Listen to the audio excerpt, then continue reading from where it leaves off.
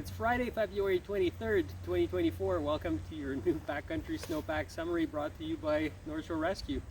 Well, there wasn't really a whole lot to look at for the weather this week. It was mostly warm. It rained a little bit. We had a few wet flurries here and there, but essentially the snowpack, last week we had this layer of facet that was lingering down. This is mostly gone by now because the snow on the surface is mostly wet. A lot of the terrain is below threshold. There's not a lot of places that could actually produce an avalanche. Now we do have some weather coming this weekend. It looks like a pretty decent storm. Fingers crossed that the freezing levels stay nice and low. And with that in mind, I thought this week we'd spend a little bit of time talking about tips and tricks about reading meteograms. So stick around for that.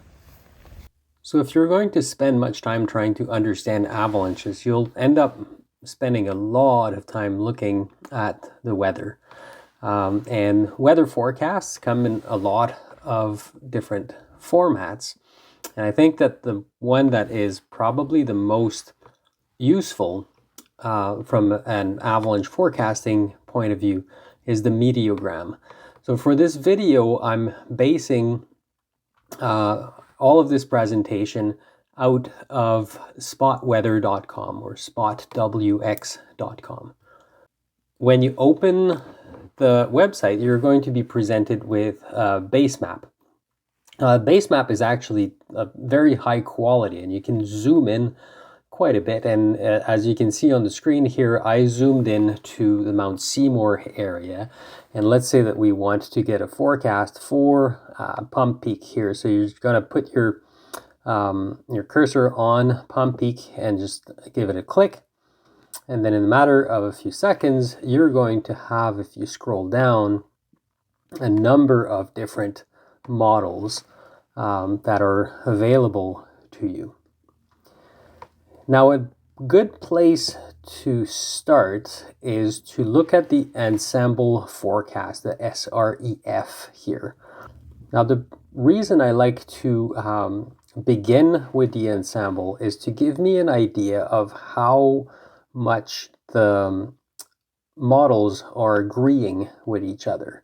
And typically, I'm not going to look too much about on temperatures and things like that on the Ensemble for reasons that I'll explain a little bit later, but I'll typically go straight to precipitation.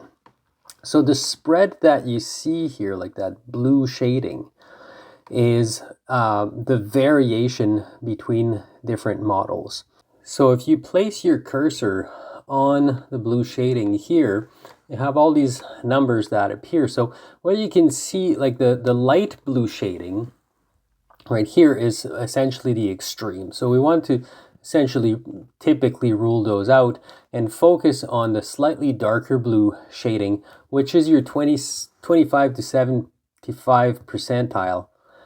And if you look at the difference here, by the time we get to Monday morning, the lowball model is at 21.3 millimeters of precipitation, as the highball is at 67.9. So that's a pretty big difference.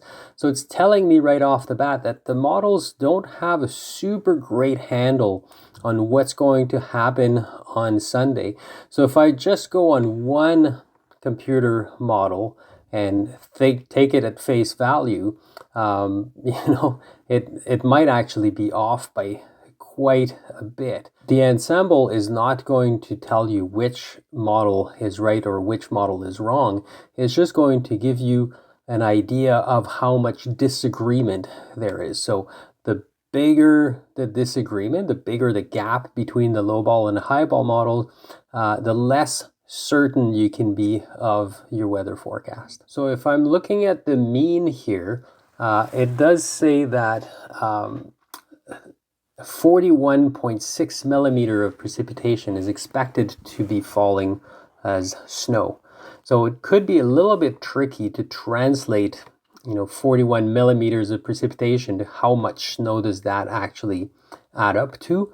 One sort of rule of thumb that is a baseline is that 1 millimeter of rain will typically translate to about 1 centimeter of snow. So you have a 1 to 10 ratio. But the important thing to remember here is that the mean is around the 45 millimeters of precipitation. So when I move on to my next step, which is to look at one specific model, if I find that my model is way higher or way lower, I'll know that it's not in the average. So maybe I'll take that number with a bit of a grain of salt. So now that I've looked at my ensemble, what I'm going to do is basically go back to my base map, and then I'm going to scroll down and pick a model. And the model I often begin with is the NAM, which seems to be a fairly good model around the coast. So what we have now is called a meteogram. So it's essentially our weather forecast, but presented in a graphical form. Now, there is a number of things that are really important to realize. And the first one is the model elevation, which we have right here. So it says here that the model elevation is 396 meters. What this means is that when the computer digitalizes the terrain, it averages out the elevation of the terrain like it was flat ground, and that flat ground was at 396 meters of elevation. That's important to understand because especially when you're looking at temperatures and when you're looking at the type of precipitation that's going to fall. Now, if we're looking here at the precipitation, it's essentially all falling as rain. But of course, you have to remember that at 396 meters, yes, all that precipitation is going to fall as rain. So then when you're looking at temperatures, here, if we're looking at temperature for Sunday during the storm, we have temperatures of about 4 degrees, 3.4 degrees, but this is, of course, for 396 meters. So now if I want to have the temperatures at a higher elevation, I can come down to this bar below. And often in meteograms, the altitude is expressed in millibars rather than in meters, which can be a little bit confusing. But 925 millibars is roughly an elevation of about 750 meters. So if we're looking at 750 meters on the Sunday, we're still in the positive. We're still having, temperatures of around 2 degrees.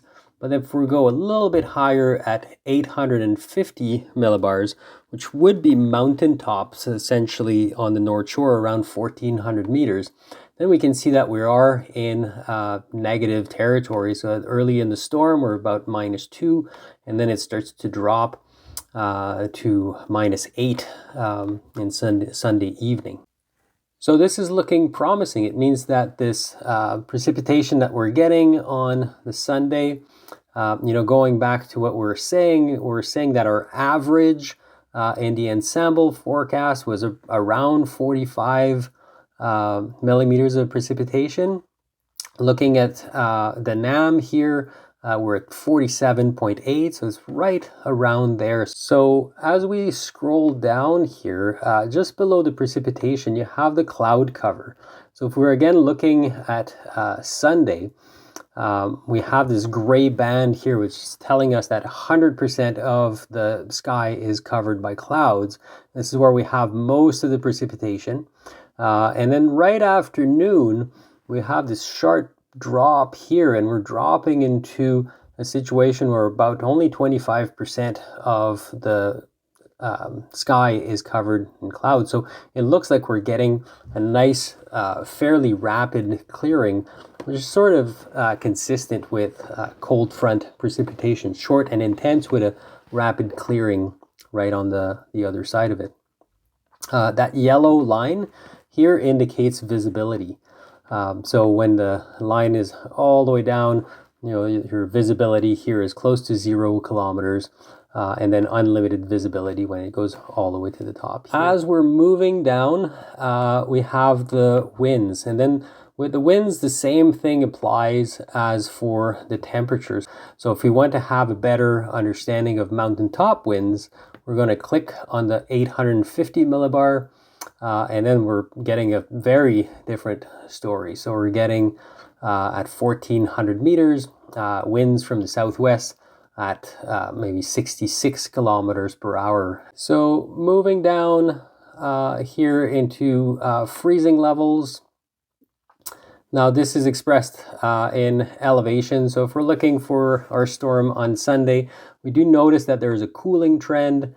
And at the start of the storm, we're looking at freezing levels at around 1100 meters. So it does look promising for the North Shore Mountains that on the Sunday we should actually get a pretty decent storm. So we can try looking at different models to see if we can find a model that is not quite aligned with the mean that we found on the Ensemble. If I had to take a guess, maybe I'll go with the Canadian long range model. So as you can see here, the time frame is much longer. So that model actually shoots 10 days into the future.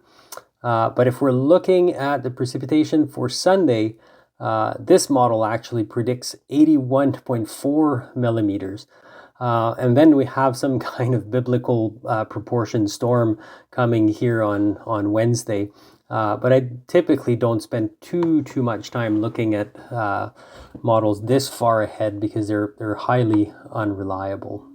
So if we were to believe this model and use the 1 millimeter to 1 centimeter conversion rate, then we're looking at 81 centimeters of snow on Sunday.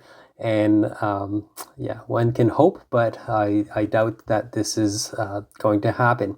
Uncertainty when we're looking at weather forecasts can generally come from three main sources: either the timing of precipitation, the intensity of it, or the location of it. So this here is a good example of two models that completely disagree on the intensity of the precipitation, but they seem to be agreeing on the timing of it. So Sunday, mostly in the morning, and we're starting to see a little bit of clearing there in the afternoon. So they actually do agree on the pattern. They just don't agree on the intensity of it. Before looking at these models, probably the best place to start would be the Avalanche Canada Mountain Weather Forecast. And this will give you sort of a synoptic scale. It will give you an idea of where the systems are, how they're moving, what we're expecting to see from them. But it's going to give you like fairly general view. So now that you have an understanding of what's happening on a larger scale, then you move on to your ensemble forecast. You figure out, which models are or what the means are, and which models would be completely out to lunch. And then you can go into a more specific single model meteograms and look at a few of them. Especially if the one that you've selected seems to be an outlier according to the ensemble forecast. So fingers crossed for this weekend and maybe even potentially for midweek. This is all I have for this week. Stay safe this weekend. Try to go enjoy the snow on Sunday if it's not too stormy. And we'll talk to you next week.